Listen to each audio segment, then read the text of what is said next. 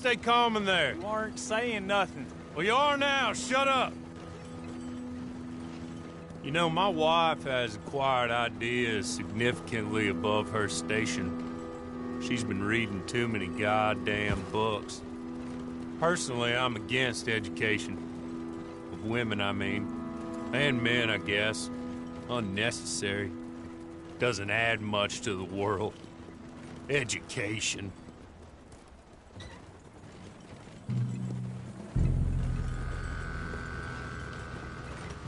Good day, gentlemen. Oh. Don't do anything stupid. Nobody gets shot. Act like fools, and the pair of you will be dead within a minute. Now, what are your names? Jenkins and Milliken. Well, Mr. Jenkins and Mr. Milliken, throw your guns to the ground and get on down here. That's it. Very glad to meet you. It's not worth being rash. You boys get paid a salary. You get that salary whether these people escape or not. Your wives presumably want you alive. Let them out. Now, please. Okay. Okay. You all run away. Aside from you. Try to stay out of trouble. This is a stroke of good fortune for all of you. Use it. Now, Mr. Jenkins and Mr. Milliken, be so kind as to quickly run away before somebody gets shot entirely unnecessarily. Go on, don't look back. Mr. Wendt, I believe it was $50 we agreed on. It was. Here's 50 each. Each? Yes. Now get out of here, both of you. My employer and I appreciate your professionalism. All we did was stand there and look tough. And you did it fantastically well. Good day, gentlemen. Now, sir, how about you pick up these guns and we move out? My mistress is waiting for us.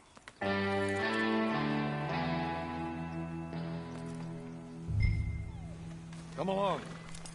Then you better get on this horse.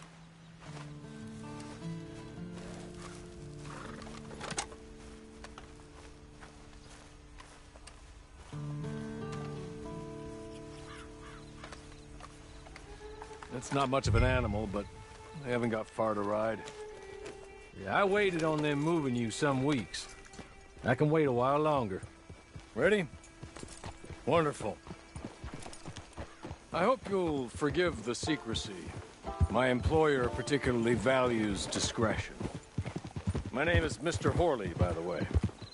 6 months at Sisika Penitentiary, awaiting a hanging for a murder you did not commit. Must have felt a whole lot longer, my friend. You still seem strong, though. I mean, doesn't look like breaking all those rocks has left you entirely broken, in body or in spirit. I hope I am right about that. Rounding you folks up, and those sham trials, they were a disgrace. Made a mockery of the rule of law. Still can't quite believe they got away with it. There's others convicted when you were. Came out breathing fire. Maybe you're like that too. Guess we'll see. Or maybe you just want to put it all behind you, forget you were in there at all. That would be fine, of course, but you will listen to my mistress first. She spent a good sum getting you folks out. You owe her an audience, at least. You've been away for a while, so we'll help you get set up in the world. And if you want to accept our offer, you can. She's just up here. There's the camp. It's your horse.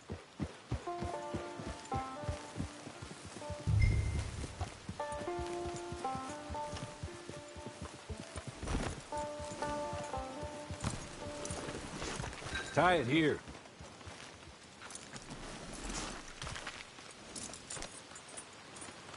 This way. She's anxious to meet you.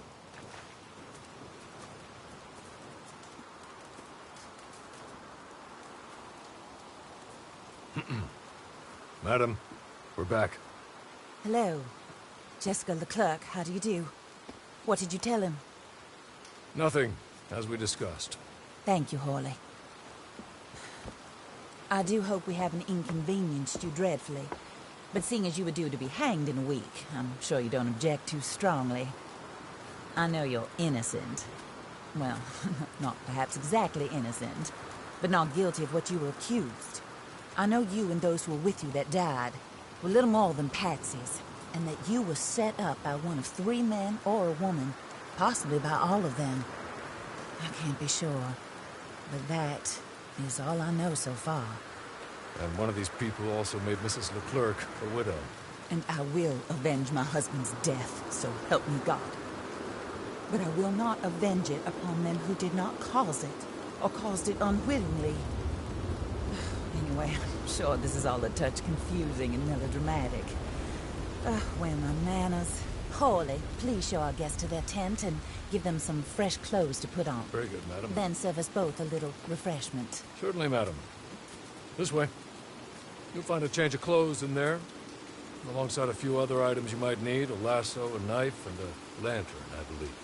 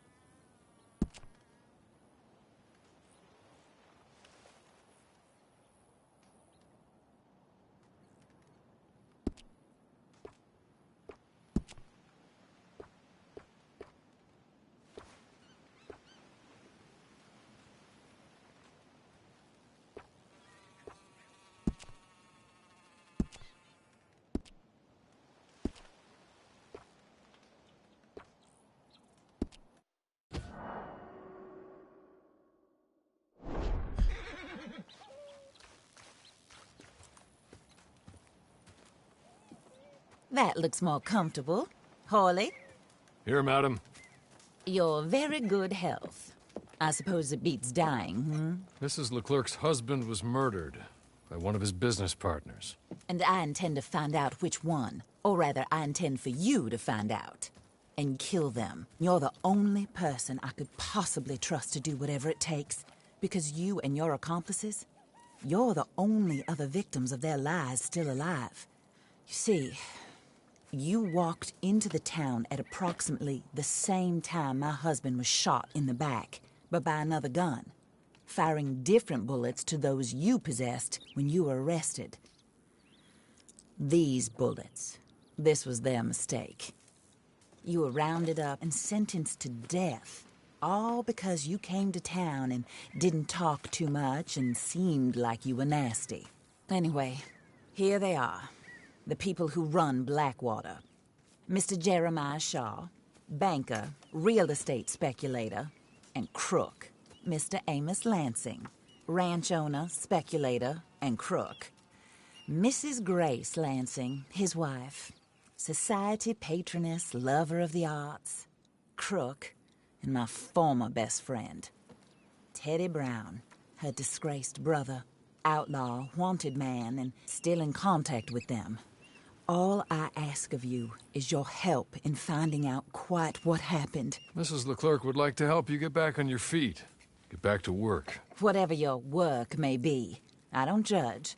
You want to rob? Rob. You want to save innocent folk? Do that as well. But you need me just as much as I need you. I think we all understand each other. I hope we do. Good. I look forward to rewarding you for killing those who made me a widow.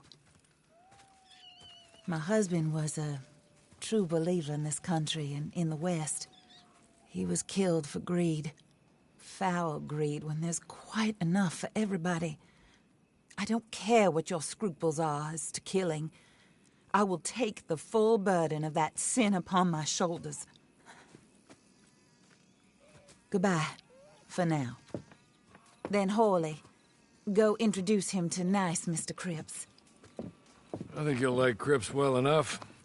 He's long past his prime, of course, but he hasn't gone entirely crazy just yet. And he will help you, better than most of his ilk. Cripps! Get up! Hello, partner. Harley.